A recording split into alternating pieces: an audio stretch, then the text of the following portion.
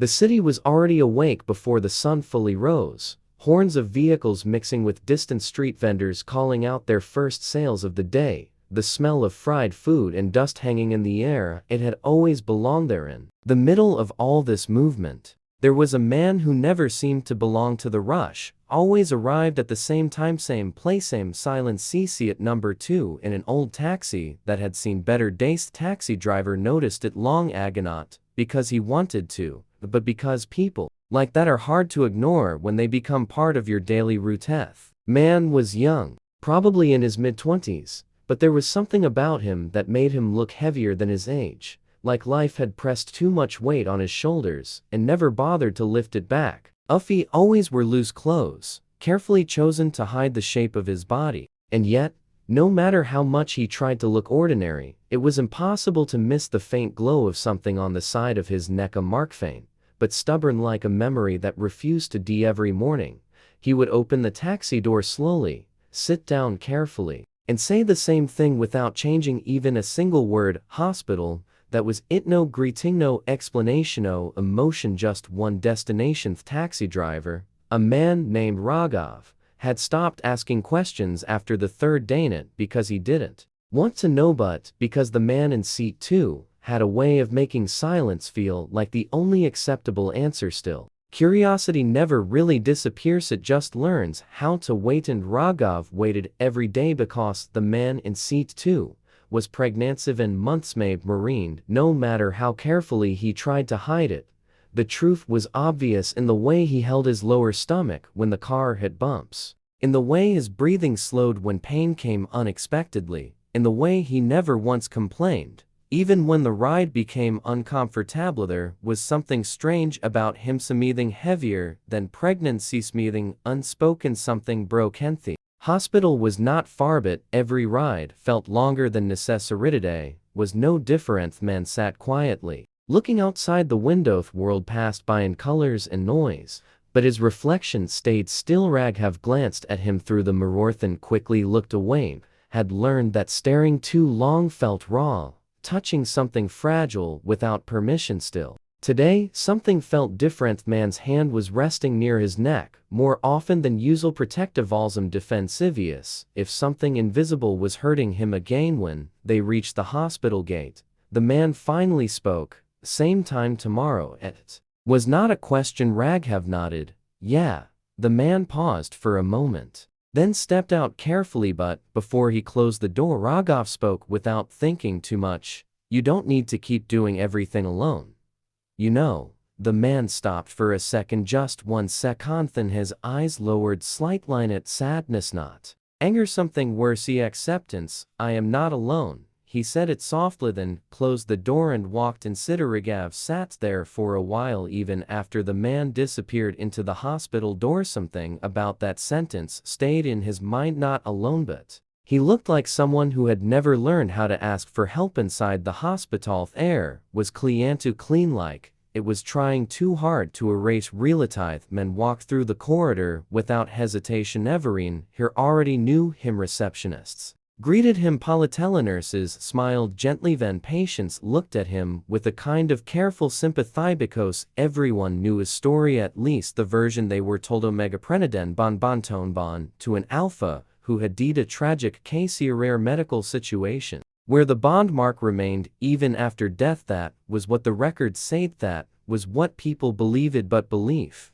and truth are rarely the same thing. Entered the doctor's room and the atmosphere changed slightly. The doctor was an alpha-camperphysician in a way that felt controlled rather than emotional. He looked up from the fillet and smiled slightly. You're early today. The man sat down slowly. Didn't sleep. The doctor observed him carefully, noticing everything, slight tension in his shoulders, the protective way his hand hovered near his stomach, faint instability in his pheromone balance. You're overthinking again, the doctor said calmly. The man didn't respond immediately. Then finally, had the dream again. The doctor paused. At this time his expression softened slightly. About him, silence followed. He silence, not awkward, just painful. The man looked out. Saw the mark change again. The doctor frowned slightly. That's not medically possible. The man laughed softly, a humorless sound That's what you always say. The doctor leaned back slightly. Cause this case had always been unusual, a bond mark that should have faded with death but didn't. Pregnancy sustained under emotional stress that should have broken stability but didn't. Patient who insisted he was Alan, even though every medical sign suggested the bond still influenced him, and the other was something else, something the doctor had never said out loud. The mark did not behave like a dead bond, it behaved like something alive, something changing, something reacting. Meanwhile, outside the hospital, Ragav was waiting in the taxi, checking his phone, arguing with a friend over text, complaining about fuel prices. Completely normal life things until he noticed something unusual, a group of men standing near the hospital. Entrance, not patients, net staff. They were watching, waiting. Their eyes were not looking at the building, they were looking for Simeon. Ragav frowned slightly, then looked at the hospital entrance. Agayana, strange feeling crawled up his spine, as if something in his daily routine was about to change. Inside the hospital, men finished his checkup. Doctor gave him routine instructions, severing normal on the surface, but as he left the room, the doctor stayed still for a moment, looking at the Philethan at the door, then quietly said to himself, something about that bond is still incomplete. When the man stepped outside the hospital, he stopped immediately. Air felt different. Noticed the taxi was still there, but Ragav was standing outside it, no looking uneasy. What happened? The man asked calmly. Ragav hesitated, then shook his head. Nothing. But his eyes said otherwise. Men didn't push further, simply walked toward the taxi, and that's when he felt a shift in the air, present something familiar, something unwanted. His hand slowly moved to his neck, and for a brief moment the faint bond mark on his skin burned slightly, not pain, at physical injury, something closer to memories. Breath stopped, and very quietly he whispered, "No." Ragav noticed immediately, "Hey, are you okay?" But the man had already frozen, because across the streets in the crowd Simone was watching him. Simeon, who should not exist anymore, Simeon whose presence broke every rule he had been told. The man's voice trembled slightly. For the first time, that's impossible. And for the first time since his pregnancy began, he forgot how to breathe properly. The moment the man saw the figure across the street, everything around him felt like it slowed down. The noise of the city faded into something distant and hollow. Even the wind seemed to pause for a second, as if the world itself was unsure whether it should continue. His fingers tightened slowly near his neck. The faint mark there did not disappear, it never did, but it reacted a slight warmth, a pressure, something that felt like recognition without permission. "Oh," he whispered again. This time Ragav stepped closer immediately from the taxi. "Hey, what happened? Are you feeling pain?" The man did not answer. His eyes were locked across the road, but when Ragav followed his gaze, he only saw normal pedestrians, moving vehicles, and a busy hospital exit. Nothing unusual yet. The man's body said, "Oh." Their whizz's breathing had changed, controlled early, now slightly unstable. Someone trying not to fall apart in public. "I need to leave," the man said suddenly. Ragav blinked. "Now? You just came out of hospital. Drive." The tone was soft, but final, not angry, not loud, but it carried something that made arguments feel useless. Ragav sighed and opened the door. All right. Calm down. Sit before you faint or something." The man didn't respond. He simply entered the taxi again. But this time, his posture was different, less calm, more guarded, like something inside him had woken up after a long sleep. As the taxi moved through traffic, Ragav kept glancing at the mirror. Today was not normal. It never was with this passenger, but today felt heavier. The man was silent again, but not the usual silence. This one had tension inside. It's like a thread pulled too tight. Finally Ragav spoke carefully, "You okay, sir?" The man hesitated, then nodded slightly, "Yes." But it was clearly a Lirahav decided not to push further. Had learned one thing about this man: never spoke when he didn't want toned. When he did speak, it was never the full truth. At the hospital inside the Alpha doctor's office, files were now spread out more aggressively than before. The doctor was not smiling anymore. His expression was focused, sharpened in a controlled way, or replayed the patient's last checkup notes. In his mindbond mark stabilitifital condition hormonal reading sand, then something that did not fit anywhere fluctuation at random not medical error something that reacted the doctor leaned back slowly. That mark reacted again, he muttered to himself, and then something even stranger crossed his mind, thought he had been avoiding for months. If the alpha was truly dead, then why did the bond behave like it was still being acknowledged not by memory but by presenti? Closed the file slowly and, for the first time, made a decision need to follow him tomorrow. Meanwhile the man finally reached his home. Meet was a small apartment quitaloms emptino family photos no decoration sist basic life essentials like someone living temporarily inside their own existence. She stepped inside and closed the door carefully, then leaned against it for a moment. Only when the lock clicked did his control loosen slightly. His hand moved again to his neck. The mark was still there, but now it felt warmer, like something had brushed against it from a distance. His breath shook slightly, then suddenly laughed a small broken laugh. Even now, you're still causing problems, he said softly. There was no answer in the roomly silence, but the way he spoke made it feel like someone was supposed to reply. Walked slowly to the window outside. The city was alive inside. He felt stuck in something that refused and propelled. Then his phone rang. A noun number, stared at it for a long moment, then answered. Hello, static, then silence. Within a voice of faint tunkleber familiar enough to make his body freeze completely. Glass in his hand nearly slipped. His breathing stopped. No, that's not possible. The voice on the other end did not repeat clearly, but it carried one thing recognition that was a noth call ended. Sudden lino explanationo continuation just silence. Aganth man stood there for a long time, a completely still, then slowly, very slowly whispered, you were supposed to be dead. The next morning Grogov arrived earlier than usually, parked outside the hospital as always, but today something felt off. Hospital entrance had more activity, and then he saw man from seat walking slowly toward the entrance, but this time was not alone. Behind him a car had stopped at a distance, and from that Kara men stepped out. Ragav narrowed his eyes. Doctor, same hospital doctor, but why was he following a patient outside his work schedule? This was not normal even for hospital standards. Ragav watched carefully as the two entered separately, but clearly aware of each other. Something was connecting them, something unspoken inside the hospital. Doctor finally made direct contact. Did you sleep? The man looked at him a long pause. No. The doctor studied him carefully and lowered his voice. I saw something in your last scan results. The man tensed slightly. The doctor continued. It doesn't match any known bond behavior. Silenceth, and the doctor said something that changed the air completely. Your mark is not stable. It is responding to something. The man's fingers tightened. Responding to what? The doctor hesitated, then answered honestly. I don't know yet.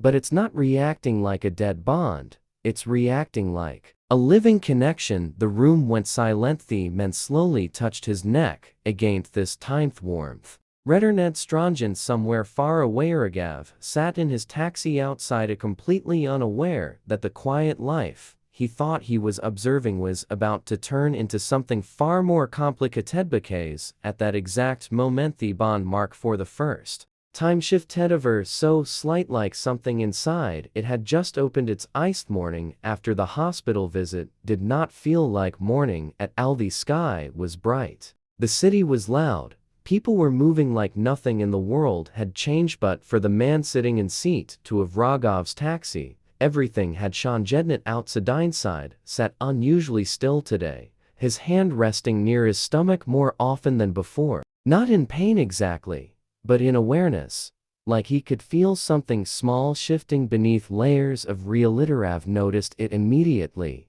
You're quieter than usual today, or Pliragav sighed. Oh, more than usual quiet, that's like advanced silence level, still nothing. He frowned slightly, then tried again. Hospital again. A Pausathan. The man nodded, yes, but even that one word sounded distant, like it came from somewhere else inside him. Ride began traffic, as usual horn sounds morning chowsput inside the taxi. There was a strange stillness. Raghav glanced at the mirror again, and again something was wrong. Today not visible, not obvious, but heavy like air. Before a storm finally he spoke. You didn't sleep, did you? The man did not deny it this time. No, Gav exhaled. Is it because of the Mark thing again? Silence. That silence was enough, and Swearagav scratched his head. I don't understand all this Bond stuff. But if it hurts, shouldn't doctors fix it or something? The man gave a faint, almost tired smile. They tried, and it didn't listen. That sentence felt strange, like he was talking about something not a medical condition at the hospital. Alpha doctor was already waiting near the entrance. Not in city outside immediately made things feel less professional and more personal. When the taxi arrived, the doctor stepped forward before Raghav even had time to park properly. Men stepped out slowly. Their eyes met. No greeting was exchanged for a moment. Then the doctor spoke first. I need to ask you something directly. The man nodded slightly. Okay. The doctor hesitated, then asked, do you feel it when someone thinks about you? Raghav, still sitting in the taxi, nearly choked. What kind of question is that in broad daylight? No one responded to him. Man's expression changed slightly. It shocked, not confusion, recognition. Sometimes the doctor's eyes narrowed slightly. And recently, pause. Yes. The doctor went silent for a moment, then lowered his voice. I think your Bond is not just reacting, it is synchronizing. The man frowned slightly. Synchronizing with what? The doctor looked at him carefully, then said something that made the air feel heavier. Think it's syncing with a living emotional source. Raghav blinked from the taxi. What does that even mean? No answer for him. Inside the hospital, ladder tests were done. Agenturts checked. Again scans repeated, but nothing made sense. If Bond Mark showed no standard decay paterno stability, either it was fluctuating. Breathing. Doctor stood still, staring at the screen. This is impossible, he muttered. The man sat quietly on the examination bed. Tell me honestly. The doctor looked at him. Is there something I'm not supposed to know? Silence. Long silence. Then the doctor finally said, yes. That one word changed everything. The man closed his eyes for a moment, then whispered, so it's real. The doctor stepped closer. What is real? The man opened his eyes again, and for the first time there was fear in them, not of pain, not of death, but of truth. I lied to everyone. The room went still. Even the machines felt quieter. Doctor didn't interrupt, so the man continued. The Alpha, my ex, he was not fully gone. Raghav, who had quietly entered the hallway outside, froze while listening. Without meaning, Toth man's voice lowered further. The bond never broke, because it was never meant to be broken. Howsathan, the truth began to surface. I told everyone he died, but he didn't die like that. The doctor's expression changed slowly. What do you mean? The man looked down. He left. Silence. Ogden heavy silence, the kind that changes meaning of everything spoken before. The doctor spoke carefully. So, the bond Mark. The man nodded slightly. It stayed, because I couldn't let it go. Physically, emotionally, that was the part no medical book accounted for. Outside the room, Raghav slowly stepped back, his mind trying to process everything. Wait. So dead? Alpha is not dead, but also not here. And Mark is just emotionally confused. He rubbed his face. This is above taxi driver pay grade. But before he could react, Marith hallway lights flickered slightly just for a second, then returned to normal. Inside the room, men suddenly felt Ida's sharp pulse near his neck, gasped softly, and grabbed it immediately. The doctor reacted instantly. What happened? The man's eyes widened. It reacted again, stronger this time, and then for the first time Mark showed something visibly, a faint change in color, not fatting, not healing, but shifting, like something inside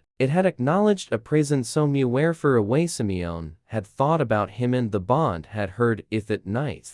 Man returned home earlier than usual, but He did not feel alone. Every step inside his apartment felt slightly heavier, like the silence had become aware of him. He stood near the window looking outside of the city. Lights blurred slightly in his vision then. His phone vibrated. Unknown number. Again his fingers froze. He hesitated then answered. Hello. This Tamino Statikno Silencia clear breathen the other side. Simeon was a livery alaviant. Then a voice spoke, a soft tunsitubate, familiar in a way that broke something inside him. Are you still there? The man's grip tightened on the phone. His breath stopped completely, and for the first time in years his voice cracked. That's not possible. But the mark on his neck burned softly as if answering before he could. And somewhere in the distance, a connection that should have ended long ago finally opened its eyes again. The night after the phone call did not feel like night at all. It felt like something waiting, something unfinished, something that had been paused for too long and was finally starting again. Without permission, the man did not sleep, not even for a minute. Sat near the window the entire time. Phone still in his hand, screen dark, but his grip never loosened. A very few minutes would touch his neck, not because it hurt but because it felt like it was remembering us, if something inside the mark had learned a new behavior. Waiting Zogenisp. Far away. Simeon was still there. That thought alone made his chest tighten in ways he did not know how to explain. Morning came slowly. Raghav arrived earlier than Yaoi noticed immediately. Men was already outside, standing near the road. Instead of waiting inside the building like before, that alone was stranger. Gav parked and stepped out. Hey, you okay? Oh, Answorth. Men looked different today, not physically but emotionally, like something had cracked quietly inside him overnight, and he was still standing. Only because falling would require acknowledgement. Of tried again. Hospital, still silent. Sithin, finally. Today. Raghav blinked. What do you mean not today? That's literally your whole life schedule. The man didn't react. Instead, he said something softer. I need to go somewhere else. That immediately made Raghav suspicious. Where? A pause. I don't know yet. That answer made it worse.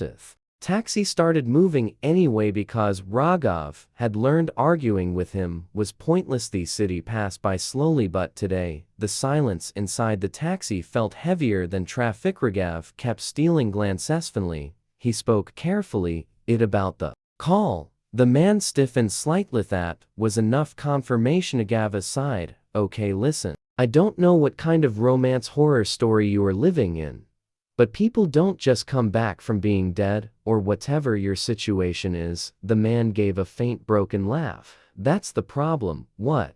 I think he was never dead. Silence. Even Raghav stopped talking after that because that sentence changed everything. At the hospital, Alpha Doctor was already running tests again, but today his face was different. No calm professionalism. Any focus and something close to concern mixed with disbelief stared at the results, then whispered, "It's accelerating." A nurse nearby frowned. What is accelerating? The doctor didn't answer immediately. Instead, he said, "Bring me his previous scans." Back in the taxi, man suddenly froze. His hand went to his neck again, but this timite was different. Mark was not just warm, it was active, like something inside it had just recognized direction. His breath stopped.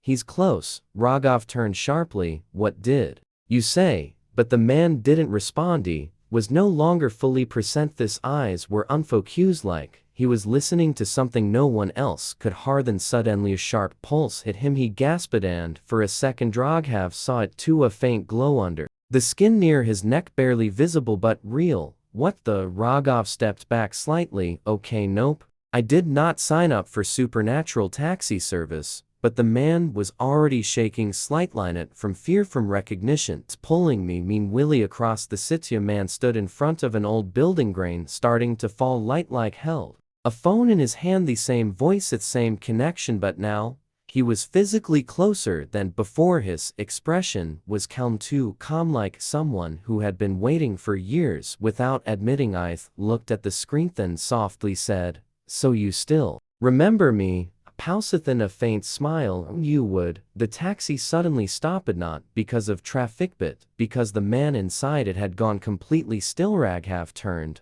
What now? The man slowly raised his head, his eyes trembling slightly. I know where he is. Raghav frowned. That makes no sense. You literally just said he was dead. Or alive, or emotionally complicated, or whatever. The man opened the door step by step, slowly getting out. The city felt different again. He stood there for a moment, then whispered, "This is where it ends." Raghav got out quickly. Hey. Ending what exactly?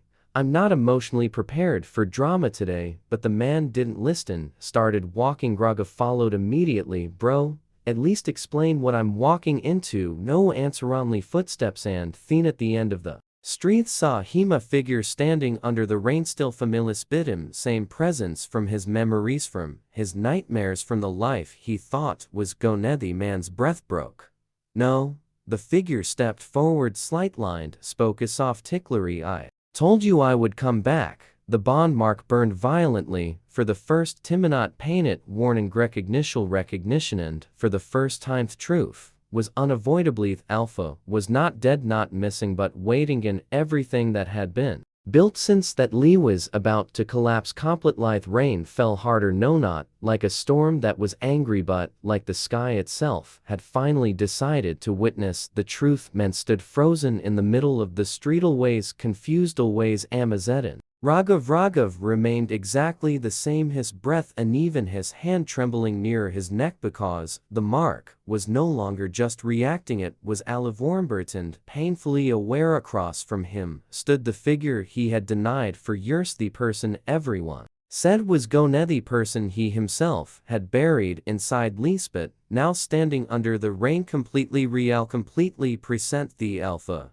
he once called his fated partner, father of his child, the one he had told the world was dead. Raghav stood slightly behind, completely lost. Okay, I'm officially confused beyond medical help. No one answered him, because this moment did not belong to confusion. Anna Maria belonged to truth. Alpha took a slow step forward, not 3 attending it aggressive, just certain, didn't die. His voice was calm, almost tired, like someone who had walked too long just to return to a single point. The man's eyes shook.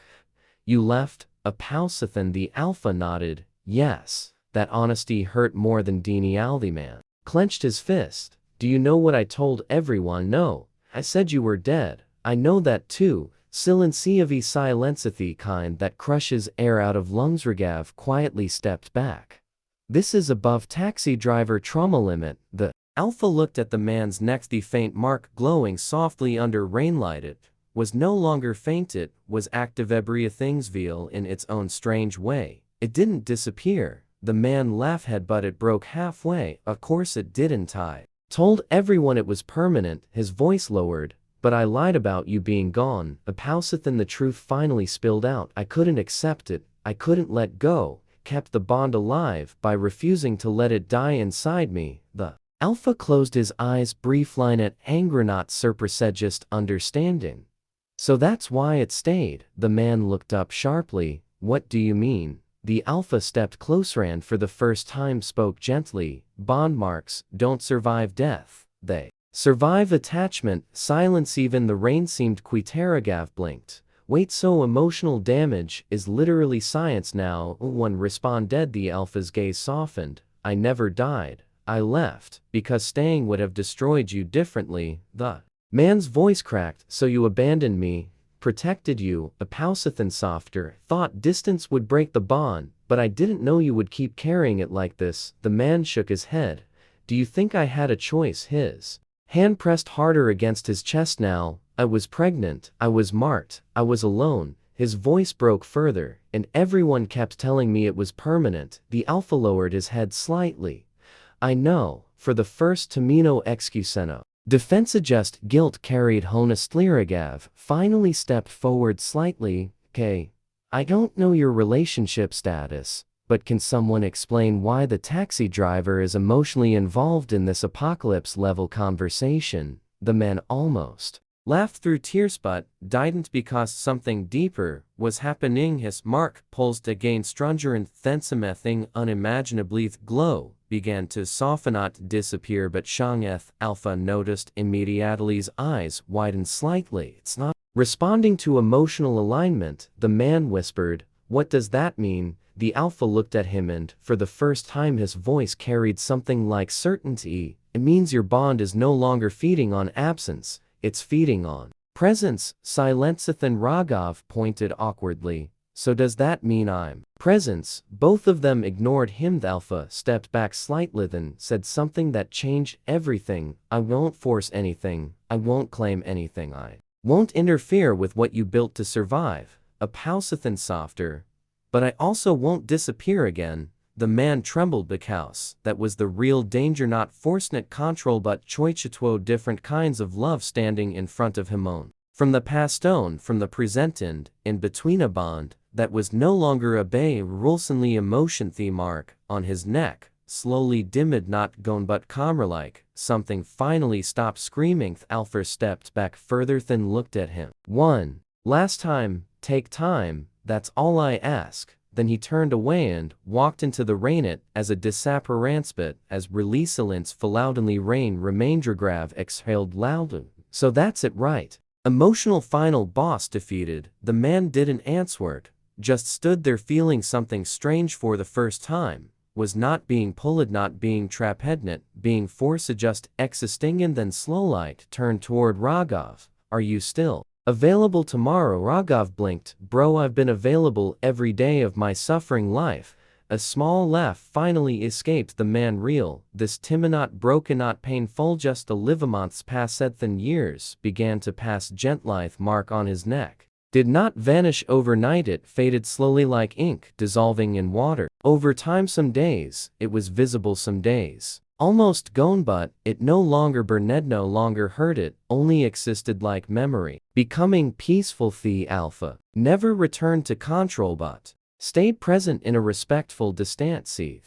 Doctor continued monitoring quietly. Always confused, always amazedent. Raghav remained exactly the same, still a taxi driver, still complaining, still confused about biology, but no, he had two passengers. Sometimes, instead of one small child laughing in the back seat, one even Ingier's Laturth man stood outside Agon holding his child's hand. The sky was orange, warm piece of fuel called from the taxi seat. 2 is reserved forever. Okay, the man smiled. I know. He looked down at the child, then at the fading mark on his neck and finally whispered, I am not broken anymore. Because love had not forced Anathinjit, had not broken Relezit, had simply stayed patient wheel. In the end that was enough. Mark did not disappear, it learned how to restand, so did he. The night was unusually quiet, not the kind of quiet that felt empty but the kind that felt soft, warm, almost like the world had finally decided to stop rushing for a moment. The lights inside the small apartment were dim. Warm yellow glow filled the room, falling gently over scattered pillows, a half-finished blanket on the sofa, and the faint sound of a kettle quietly turning itself off in the kitchen.